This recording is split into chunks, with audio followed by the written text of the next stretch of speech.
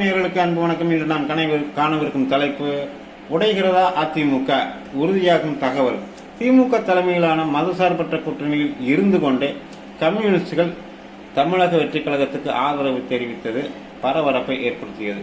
அப்போதே விஜய் கட்சியில் லேசான சலசலப்பு இருந்தது. அதாவது திமுகவை கடுமையாக எதிர்த்துட்டு திமுக கூட்டணியிலே நீடிச்சிட்டு ஆதரவு பெறது, அவங்களுடைய ஆதரவு பெறதுங்கிறது நியாயமானது இல்லை. பொதுமக்கள் இதை ஏற்றுக்க மாட்டாங்கன்னு சொல்லி தாவேக்காவில் இருக்கிற சில நிர்வாகிகளை இந்த விஷயத்துக்கு, இந்த முடிவுக்கு எதிர்ப்பு தெரிவித்தாங்க. அதோட முன்னேற்ற கழகத்தையும் அதனோட கூட்டணி கட்சிகளையும் கடுமையாக எதிர்த்து தேர்தல் நேரத்தில் பேசிட்டு அவங்களுடைய கூட்டணியில் இருக்கிறவங்களுடைய ஆதரவு பெறது அப்படிங்கிறது சரியல்ல அப்படிங்கிற கருத்து பலரும் லேசாக முணுமுணுத்தாங்க.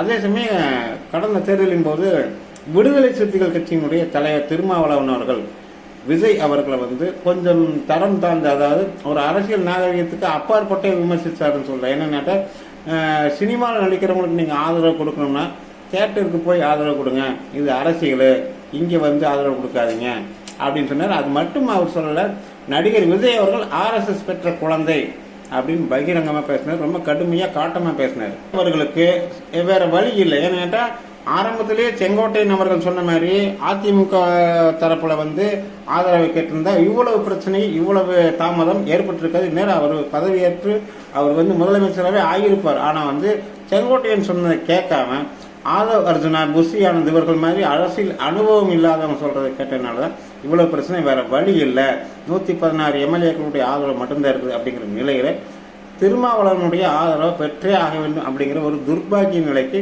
விஜய் அவர்கள் போனார் அப்படின்னு சொல்லலாம்.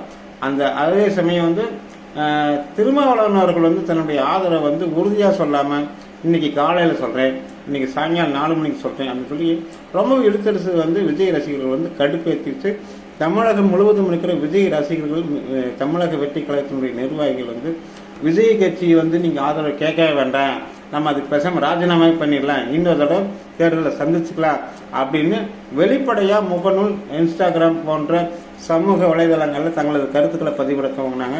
இது விஜய்க்கு ஒரு நெருக்கடியான சூழ்நிலையை ஏற்படுத்துது. இந்த நிலையில தான் திருமாவளவன் அவர்கள் தனது ஆதரவை 4 மணிக்கு 5 மணி சுமாருக்கு இன்னைக்கு அறிவிச்சிருக்கிறார். ஆனால் இந்த கூட்டணி, அதாவது அவசரமாக போய் இந்த திருமாவளவன், கம்யூனிஸ்ட் கட்சிகள், காங்கிரஸ் கட்சி இவர்களுடைய ஆதரவு கடிதத்தை கவர்னர்கிட்ட கொடுத்தாலும் கூட டிடிவி தினகரன் ஒரு விஷயத்தை நேற்று சொல்லிக்கிறார். என்ன சொல்லிக்கிறாருன்னா, குதிரை பேரம் நடக்கிறதுக்கு வாய்ப்பு இருக்குது. இது மிகவும் முக்கியமான ஒரு விஷயம். இப்படி ஒரு குற்றச்சாட்டு இருந்துச்சுன்னா டிடிவி தினகரன் இதை கவர்னர் அர்லேகர் அவர்கிட்ட பிரஸ் பண்ணிக்கிறார். அப்படிங்கிறப்ப இல்லை, அப்படியெல்லாம் எதுவும் நடக்கலை அப்படிங்கிற விஷயத்தை நிரூபிக்க வேண்டிய, உண்மைன்னு சொல்லி நிரூபிக்க வேண்டிய ஒரு கட்டாயம் விஜய்க்கு ஏற்படுறதுக்கு வாய்ப்பு இருக்குது. அப்படி ஏற்பட்டுச்சுன்னா இந்த திருமாவளவனுடைய ஆதரவு புறக்கணிக்கப்படும் அப்படின்னு நம்பப்படுது. இது ஒரு தரப்புல சொல்றாங்க அரசியல் நோக்கர்கள். ஒருவேளை கவர்னர் அவர்கள் திருமாவளவன் அவர்களுடைய விடுதலை சிறுத்தைகள் கட்சியின் ஆதரவை ஏற்றுக்கொள்றாரு, தமிழக வெற்றி கழகம் ஆட்சி அமைக்கலாம்னு சொல்றாருன்னு சொன்னால் கூட வரும் 5 ஆண்டுகள் இந்த சரியான எண்ணிக்கையை வச்சுட்டு, கரெக்டாக மிகவும் 118ன்னா 118 வச்சுக்கிட்டு இவங்க எந்த அளவுக்கு நம்பகமாக விஜய்க்கு இருந்துருவாங்க அப்படிங்கிறது $1,000,000 கேள்வி.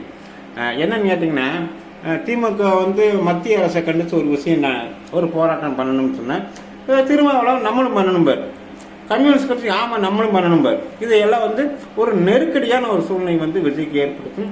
தமிழக வெற்றி கழகம் 5 ஆண்டுங்கிறது கனவுல கூட இவங்களை வச்சுட்டு பூர்த்தி பண்றதுங்கிறது கனவுல கூட நினைக்க முடியாதுங்கிறது நம்மளுடைய கருத்து. அதே சமயம் இப்ப முதல்வர் திரு எடப்பாடி பழனிசாமி அவர்கள் பாண்டிச்சேரியில தனது MLAக்களோட 2 நாளா ஆலோசனை செய்து வந்தாரு. ஆனால் அந்த ஆலோசனையில எந்த பயனும் ஏற்படலை. என்ன காரணம் கேட்டா, திமுக அதிமுக ரெண்டுமே சேர்ந்து ஆட்சி அமைக்கலாம் அப்படிங்கிற ஒரு கருத்தை திமுக மற்றும் அதிமுகவினுடைய நம்பர் 1 தலைமைகள் பேசினதாகவும், அதற்கு அவங்கவுங்க கட்சிக்குள்ளேயே ஒரு பெரிய எதிர்ப்பு கிளம்பியதாகவும் கூறப்படுது. இதுல திமுக பொறுத்த வரைக்கும் பிரச்சனை இல்லை. ஏன்னு கேட்டால் அவங்க கொஞ்சம் கட்டுப்படுவாங்க, எவ்வளவு அடிமைத்தனமா இருக்குன்னு சொல்லி தலைமை சொன்னாலுமே அதை கேட்டுக்கிற குணம் உள்ளவங்க திமுகவுடைய நிர்வாகிகள். ஆனால் அதிமுக எடப்பாடி பழனிசாமி அவர்கள் முன்னாள் முதல்வர் மரியாதைக்குரிய ஜெயலலிதா அவர்கள் அளவுக்கு சொன்னால் டக்குன்னு கேட்குற மாதிரி ஒரு இராணுவ கட்டுப்பாடோடு அப்போ இருந்த அதிமுக இருந்துச்சு. ஆனால் எடப்பாடி அவர்கள் அப்படி இல்லை. தான் கட்சியிலேருந்து யார் வெளியே போனாலும் அதை பற்றி எனக்கு கவலை இல்லை.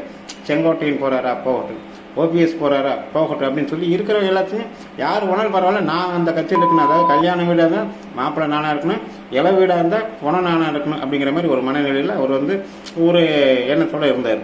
அதிமுக நம்ம ஆட்சி அமைச்சுக்கலாம், பின்னாடி இருந்து ஸ்டாலின் தலைமையிலான திராவிட முன்னேற்றங்களை ஆதரவு தருவாங்க அப்படின்னு எடப்பாடி அவர்கள் சொன்னதாகவும், அதற்கு எடப்பாடி அவர்களுக்கு கீழே இருந்த எம்எல்ஏக்கள் பலரும் ஒத்துக்கலை, நாங்கள் இந்த முடிவை ஏற்றுக்க மாட்டோம், கருணாநிதி எதிர்த்து புரட்சித் தலைவர் ஆரம்பித்த கட்சியில் நாங்கள் இவ்வளோ வருஷம் பயணிச்சுட்டு இருக்கிறோம், இந்த முடிவு எங்களால் எப்போவுமே ஏற்றுக்க முடியாதுன்னு சொன்னதுனால சிவி சண்முகம் வேலுமணி அவர்கள் தலைமையில் தனியாக ஆலோசனை செஞ்சுட்டு இருந்தவங்க அவங்களுடைய காதுக்கு எடப்பாடி தலைமையில் இருக்கிற சிலருடைய இந்த அதிருப்தி சென்றடைஞ்சிருக்கு. ஸோ அவங்க இதை பயன்படுத்திட்டாங்க. தற்போது சிவி சண்முகம், வேலுமணி, தங்கமணி இவர்கள் தலைமையிலான அணி எடப்பாடி தலைமையிலான சிலரையும் சேர்த்துக்கிட்டு தங்களுடைய அணியை பலப்படுத்திக்கிறதாகவும், தேவைப்படுற அளவுக்கு அதாவது ஒரு சுமார் 32 எம்எல்ஏக்கள் சிவி சண்முகம் தலைமையில் திறந்துட்டாங்க.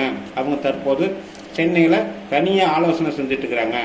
அவர்கள் தமிழக வெற்றி கழகத்துக்கு நிபந்தனைகளுடன் கூடிய ஆதரவு தெரிவிக்கிறதுக்கு இருக்கிறாங்க. ஒருவேளை தமிழக வெற்றி கழகம் இவர்கள் தருகின்ற இந்த ஆதரவை ஏற்றுக்கொள்ளுச்சுன்னா அனைத்து இந்திய அண்ணா திராவிட முன்னேற்ற கழகம் அஸ்தமித்து விடும். எடப்பாடி அவர்களுடைய அரசியல் எதிர்காலம் பூஜ்ஜியம்ங்கிற எண்ணிக்கைக்கு போயிடும். இதுதான் நடக்க போகுது. விஜய் அவர்களுக்கு எது நல்லது? இந்த 2 ஆப்ஷன்ல, அதாவது விசிக, கம்யூனிஸ்ட், காங்கிரஸ் இவர்களுடைய ஆதரவோட நித்திய கண்ட பூர்ணாயுசு அப்படிங்கிற மாதிரி எப்படா நம்ம ஆட்சி கவிழும் அப்படிங்கிற மனநிலையில திக்குன்னு கத்தி மேலே நடக்கிற மாதிரியே ஒரு ஆட்சியை அவர் விரும்புகிறாரா, அவரை ஏற்றுக்கிறாரா, அல்லது பிரச்சனையே இல்லாமல் ஒரு 3 மந்திரியா 4 மந்திரியா இந்த புடி அப்படின்னு சொல்லி இது சிவி சண்முகம், வேலுமணி தலைமையிலான அதிமுக அணிக்கு ஒரு 4 அமைச்சரவையில் 4 இடங்களை கொடுத்துட்டு நிம்மதியாக 5 வருஷம் காலந்தள்ள போகிறாரா அப்படிங்கிறது அவருடைய முடிவை பொறுத்தது. ஏற்கனவே விசிகவுடைய சேர்க்கையை தமிழக வெற்றி கழக நிர்வாகிகள் கடுமையாக எதிர்த்துட்டு இருக்கிற நிலையில் இவர் 2வது வாய்ப்பு தான் பயன்படுத்துவார்னு நமக்கு தோணும். பட் இருந்தாலும் இன்றைய பொசிஷனில் காங்கிரஸ், கம்யூனிஸ்ட்டு, விசிக இந்த ஆதரவுடைய கடிதங்களை கவர்னர் அவர் கொடுக்குறாரு. ஸோ பொறுத்திருந்து பார்ப்போம். ஆனால் இன்னும் ஒரு 4-5 நாட்களுக்கு இந்த தமிழக அமைச்சரவை தொடர்பான பரபரப்புகள் அடங்காது என்பது நம்மளுடைய பார்வையாக இருக்கிறது. அண்ணாமலையை பாஜகவிலேருந்து தலைவர் பதவியிலேருந்து நீக்கினா தான் நான் கூட்டணிக்கு வருவேன் அப்படின்னு சொல்லி ஆர்டர் போட்ட எடப்பாடியுடைய கட்சி இன்று அவருடைய ஆணவத்தாலையை 2ஆக உடைவது அப்படிங்கிறது நமக்கு வருத்தமாக தான் இருக்குது. இந்த காணொலி தொடர்பான உங்களது கருத்துக்களை கமெண்ட்டில் சொல்லுங்கள். இன்னும் ஒரு பதிவில் சந்திப்போம். அதுவரை நன்றி, வணக்கம்.